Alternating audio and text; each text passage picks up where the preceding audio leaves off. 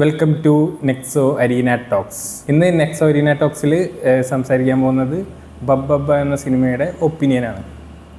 ഇന്ന് രാവിലെ 8 മണിക്ക് നമ്മുടെ സ്വദേശം പറവൂർ ഷഫാസ് തിയേറ്ററിലാണ് കണ്ടത്. തിയേറ്ററിൽ ഏകദേശം ഹൗസ്ഫുൾ ഫീലായിരുന്നു. അത്യാവശ്യം ആൾക്കാരുണ്ടായിരുന്നു പടം കാണാൻ.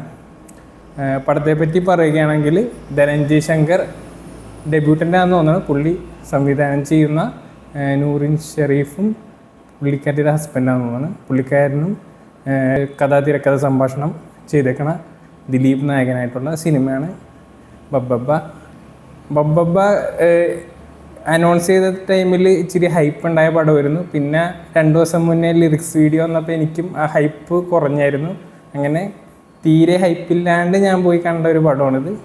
പക്ഷേ ആ തീരെ ഹൈപ്പില്ലായ്മയെ പോലും അവർക്ക് മുകളിലേക്ക് ബാറിലേക്ക് നീക്കാൻ ഈ സിനിമയ്ക്ക് കഴിഞ്ഞില്ലെന്നാണ് എൻ്റെ ഒരു അഭിപ്രായം. കാരണം ഈ പടം ഞാനിവിടെ കണക്ട് ചെയ്തില്ല. കൂടാതെ കുറേ ക്യാമിയോസ് ഈ പടത്തിലുണ്ട്. പക്ഷേ അവരെല്ലാം ഈ സിനിമയ്ക്ക് വേണ്ടിയിരുന്നു അങ്ങനെ ഒരു ആലോചന വന്നിരുന്നു. പ്രത്യേകിച്ച് മോഹൻലാൽ. പുള്ളി ഇല്ലേലും ഈ കഥ സംഭവിക്കും. ലോജിക്കും ഒന്നുമില്ലാണ്ട് ആസ്വദിക്കുന്ന രീതിയിലാണ് ഈ പടം എടുത്തിരിക്കുന്നത്. നമ്മൾ അതുപോലെ ചിന്തിച്ചിരുന്ന് കണ്ടാലും എന്തോ ഒരു സംതൃപ്തിക്കുറവ് ഫീൽ ചെയ്യുന്നൊരു ഇതായിരുന്നു എനിക്കുണ്ടായിരുന്നത്. ദിലീപ് അടക്കമുള്ള നടന്മാർ ഭയങ്കര കഷ്ടപ്പെട്ട് നമ്മളെ എൻ്റർടൈൻ ചെയ്യാൻ ശ്രമിക്കുന്ന പോലെയാണ് ഫീൽ ചെയ്തത്. വിനീത് ശ്രീനിവാസൻ, ധ്യാൻ ശ്രീനിവാസൻ്റെ ഒരു കോംബോ സീൻ എനിക്കിഷ്ടപ്പെട്ടു.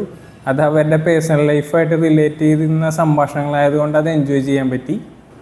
പിന്നെ ഇതിലെ ബേസിക് കഥ ഒരു സ്റ്റോറി ഉണ്ട്. ആ സ്റ്റോറി നല്ലതായിരുന്നെങ്കിലും പക്ഷേ അത് ഒരു കൊമേഴ്ഷ്യൽ പടമായിട്ട് ഡെവലപ്പ് ചെയ്യാൻ ശ്രമിച്ചപ്പോൾ കുറേ കുത്തിച്ചേർത്ത സീനുകളും കുറേ വർക്കാത്ത സീനുകളായിരുന്നു പടം കണ്ടപ്പോൾ തോന്നിയത്.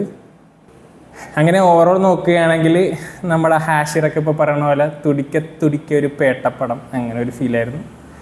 ഈ സിനിമ ആസ്വദിക്കുന്ന കുറേ പേരുണ്ടാകാം. കാരണം ഞാൻ കുറച്ച് പേരെടുത്ത് ചോദിച്ചപ്പോൾ അവർക്ക് ഇഷ്ടപ്പെട്ടു എന്ന് പറഞ്ഞു. അപ്പോൾ അങ്ങനെ ഇഷ്ടപ്പെടുന്ന ഒരു ഓഡിയൻസ് ഈ സിനിമയ്ക്ക് എന്തായാലും ഉണ്ടാകും.